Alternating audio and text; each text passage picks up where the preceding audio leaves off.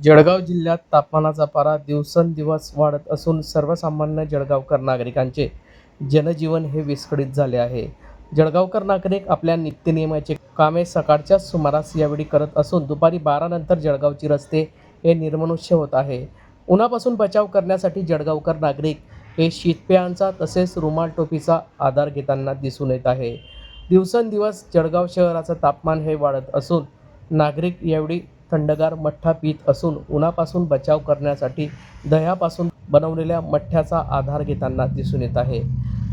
आगामी काळात देखील मोठ्या प्रमाणात जळगाव जिल्ह्याचे तापमान हे वाढणार असून हवामान तज्ज्ञांनी या संदर्भातला अंदाज दिला आहे। जळगाव जिल्हा प्रशासनातर्फे उन्हापासून बचाव करण्यासाठी नागरिकांनी खबरदारी घेणे गरजेचे आहे। यावेळी विनाकारण घराबाहेर पडू नये असे आवाहन जळगावचे जिल्हाधिकारी रोहन घुगे यांच्या माध्यमातून नागरिकांना करण्यात आले असून या संदर्भातली माहिती आज माध्यमांना स्वातंत्र्य चौक येथे प्राप्त झाली आहे। ठिकठिकाणी शीतपेयांच्या स्टॉलवर यावेळी मोठी गर्दी होताना दिसून येत आहे।